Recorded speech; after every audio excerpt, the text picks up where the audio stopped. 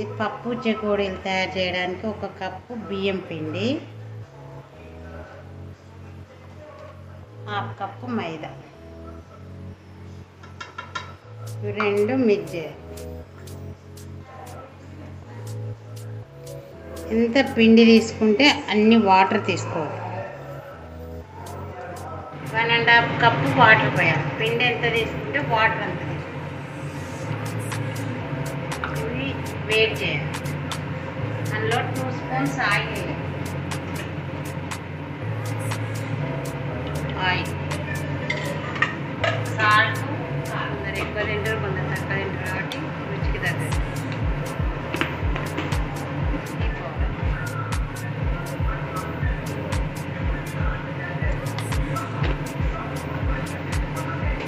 బాగా వేడి కావాలి వాటర్.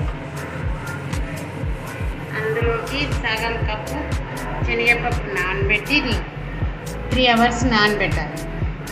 శనగపప్పు నానబెట్టి కడిగి ఒక క్లాత్ మీద ఆరబోయాలి. ఇట్లా క్లాత్ మీద ఆరబోయాలి.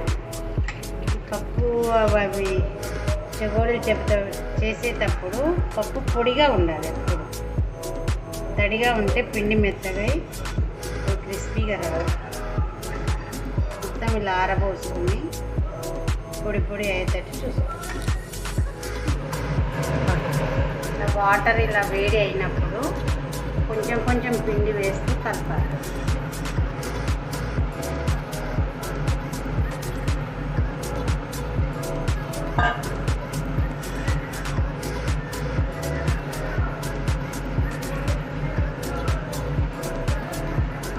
పిండి మొత్తం కలిపే వరకు స్టవ్ ఆన్లోనే ఉంచాలి.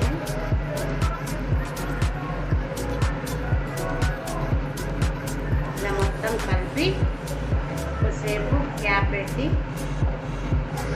క్లోజ్ చేయాలి. చల్లారగలదు.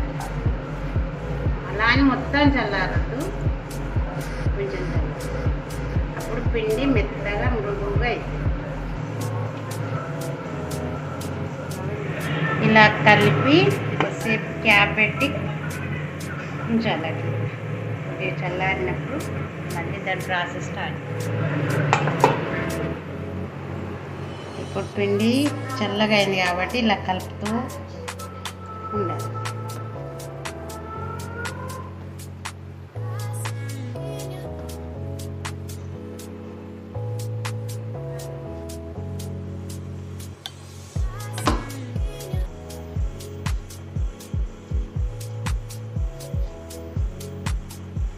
నాన్ స్టిక్ దానిలో అయితే ఇట్లా అంటుకోకుండా పిండి బాగా వస్తుంది. మిగతా దానిలో అయితే అంత బాగుండదు.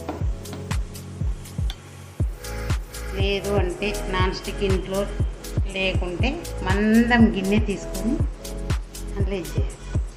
ఇలా చేసుకుంటే బాగుంటుంది.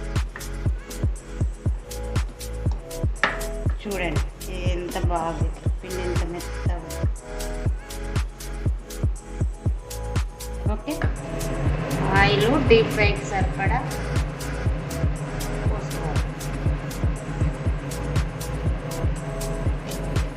ఇలా కొంచెం పిండిని తీసుకొని మళ్ళీ గట్టి పడకుండా క్యాప్ పెట్టుకోవాలి. ఇలా కొంచెం కొంచెం తీసుకొని ఇలా స్ప్రెడ్ చేయాలి. రోల్ చేస్తుంటే కొంచెం లావుగా చేసుకోవాలి.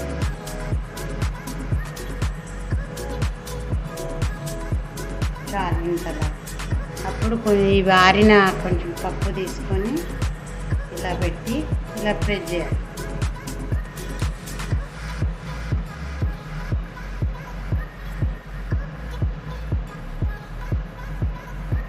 దీన్ని ఇట్లా ఫోల్డ్ చేసి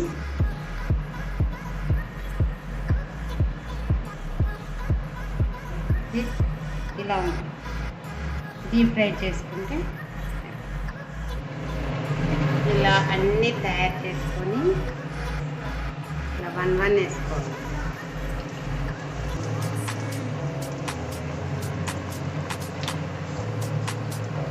ఫస్ట్ కొంచెం సిమ్లో ఉంచాలి.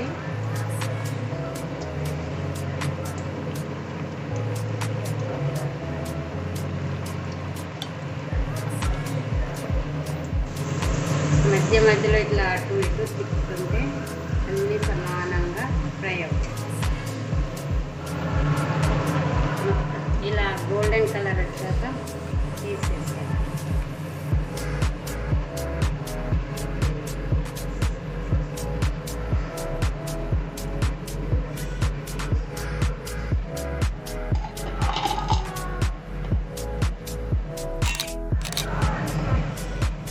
చూసారుగా ఎంత క్రిస్పీగా ఉన్నాయో.